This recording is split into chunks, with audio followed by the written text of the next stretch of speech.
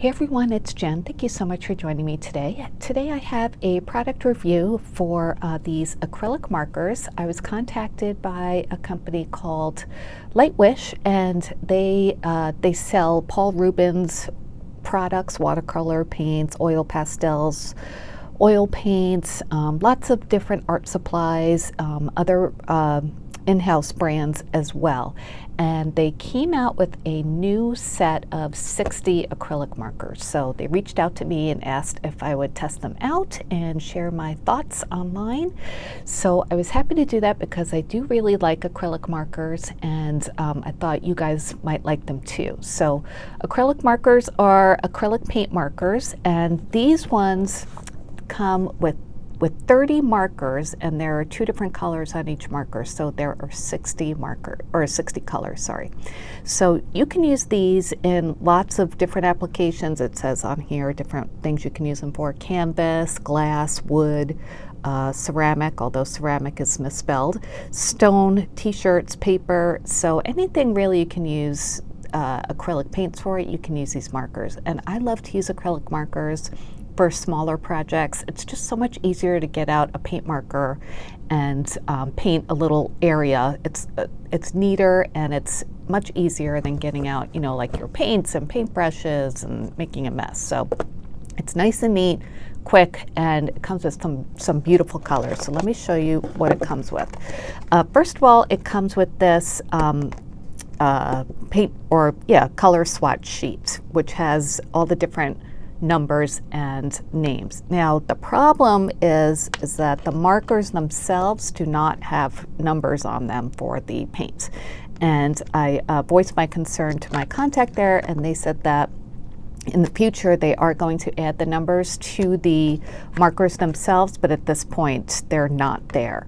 So you can't really go by the numbers here. There is a blank swatch on the other side, so you can make your own. I don't really need a swatch chart. I can go by the colors on the cap, and that's pretty accurate. So just wanted to bring that to your attention as well.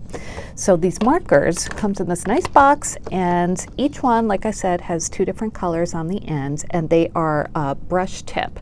And the brush is like a very soft brush tip like that, and I'll show you how it colors. Now I haven't used this color yet, I don't think. But it doesn't need like any time to, you don't have to prime it or anything like that. It just comes right out. And that's a very light green, as you can see. Let me get a darker color. Well, I'll show you the one that's on the other side. And the good thing about this paint or this tip is that you can make a wide line like that by using the side of the tip, or you can use the top and just make a fine line. And it goes on really nice and smoothly. It dries quickly, and it doesn't smell.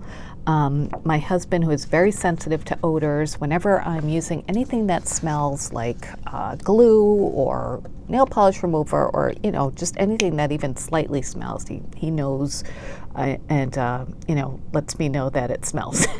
But this, he came in and I said, "Do you smell these?" He's like, "No, I don't smell anything." So that was really good if you're sensitive to smell. So beautiful colors. Look at that coverage. So nice. They were really a pleasure to work with. I tested these on a few different projects, which I'll show you. There was a defective marker that came in here. I think it's on the bottom. Yeah. This came like this. This is supposed to be a marker just like this one, and it's missing like a whole section. So they were very apologetic, offered to send me a whole new set. I said, "No, I'm just testing these, so I don't need a new set." But if anything like that happened to you, then just let them know, and they'll replace it for you. Not that I expect anything like that would happen. They're going to address it with their quality control. But this is a new set, so they're still perfecting it. But the colors and the paints themselves are beautiful. So I will link it down below. Before I get to the products, just want to let you know that they have a website, they have an Amazon storefront, and then they have 2 European Amazon storefronts as well. So I'll link all of those down below, okay? So let me show you some of the things that I created. One of them I had shown you in a previous video. I had taken these little wooden gingerbread pieces, embellishments from Hobby Lobby, and I colored the bow ties and the cheeks with these markers because I didn't like the colors that they were, so I wanted to, you know, just cover them up. And for the lighter colors, you probably use like just 2 coats, but once one dries, once you do one and do another one, the other one is pretty much dry, so you could just go over it with the second coat. So it's, you know, it's easy. And I had shown you guys this mini album that I made, and I put one of the gingerbread that I colored on each back page, and you know, it just made it really, really cute. And it would have been difficult for me to paint these. I'm sure I would have gotten paint everywhere, but with the paint markers, it's just so simple. So there's one project, coats really well on wood. Speaking of wood, I had this banner from Target in my stash, and I've had this for a few years. I think it was like in a 4th of July collection. So it's just like little wood veneer pieces strung together, and I haven't used it for anything. I knew I would take these apart and make something out of them. So I cut one of them off and then painted it with a pink paint marker. And this is how it came out. So I used a couple coats of, I think it was, I don't know, it's probably this one, move that one, or this one. I'm not sure, but there are different, you know, a bunch of shades of each color. So I did that, and once that was dry, I edged the edges of the star with glue and then sprinkled on some glitter. I added a sticker from Hobby Lobby and then strung a ribbon through the holes that were already there because it was a banner. So it covered the star really easily and well. I just used the broad side of the marker, and it took no time at all. And I did do, like I said, 2 coats. And I also did, I used a gel pen to make like stitching lines too. I don't know if you could see that, but yeah. So a very easy way to, you know, use your wood veneers and color them. So that was something else that I did. And that's stuck on there. Okay. So let me move that. I'll show you some other things that I did. I made another wood veneer. This one, I had these gingerbread wood veneers that I got, I think they're from Dollar Tree from last year or the year before. So they just look like that. You know, these come out in every shape and size depending on the season. So you can paint these, and using a paint pen like this, it makes it really, really quick to do. So that's what I did, and I made this little guy. How cute is that? It's a little charm, right?